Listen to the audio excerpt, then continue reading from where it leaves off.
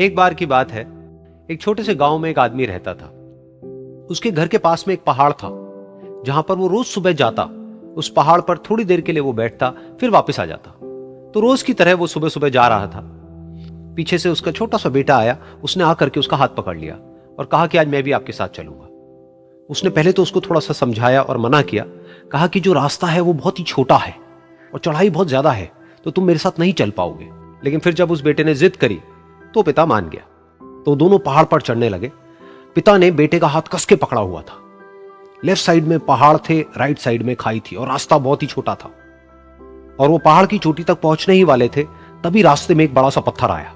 क्योंकि पिता उस रास्ते पर रोज आता था, तो उसको पता था कि वहां पे पत्थर है, तो वो साइड से निकल गया। लेकिन जो बेटा था उसका ध्यान कहीं और था, तो उसका घुटना जा करके उस बड़े से पत्थर पर टकरा गया। तो फिर उस बच्चे के मुंह से एक चीख निकली। और जैसे ही वो चीखा, उसकी आवाज उन पहाड़ों में गूंजने लगी।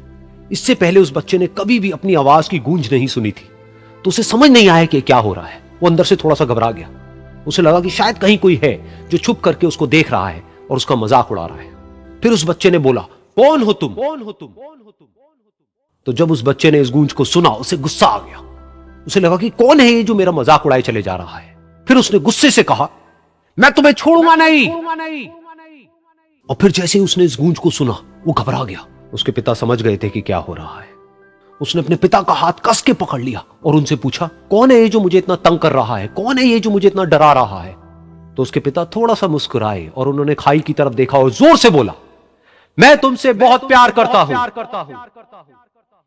ये सुनकर वो बच्चा हैरान हो गया। उसे समझ नहीं आया कि हो क्या रहा है, कि वही इंसान जो उसका मजाक उड़ा रहा है और उसको तंग कर रहा है, वो उसके पिता को बोल रहा है कि मैं तुमसे बहुत प्यार करता हूं। तो उसके पिता ने अपने बेटे को देखा और वो समझ गए कि उसके मन में क्या चल रहा है। और फिर दोबारा उन्होंने बोला, तुम बहुत अच्छे हो।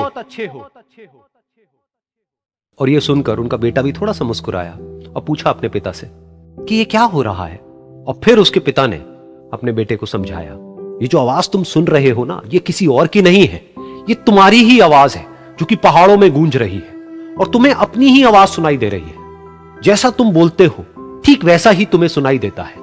अगर तुम गुस्से से कुछ कहोगे तो पलट करके जो आवाज आएगी उसमें भी गुस्सा होगा, लेकिन अगर तुम कुछ अच्छा कहोगे तो वो आवाज भी अच्छी होगी। बिल्कुल इसी तरह से हमारी जिंदगी में भी होता है। जैसा तुम अपने मन में इस जिंदगी के बारे में सोचते हो, ये जिंदगी तुम्हारे लिए बिल्कुल वैसी ही हो जाती है। अगर तुम मन ही मन अपने आप को ये बोलते रहोगे कि मेरी जिंदगी तो बहुत ही बुरी है, तो तुम्हारी जिंदगी सच में बुरी हो जाएगी। और अगर तुम अपनी जिंदगी से प्यार करोगे तो तुम्हारी जिंदगी भी तुमसे प्यार करेगी। ये बात उस बच्चे के दिमाग में घर कर गई और फिर वो दोनों उस पहाड़ की चोटी पर गए। लेकिन बच्चे के दिमाग में यही बात घूम रही थी। और फिर वो बच्चा खिलखिला के हंसा और उसने अपने दोनों हाथ खोले और अपनी पूरी ताकत से बोला, मैं तुमसे बहुत प्यार करता हूं।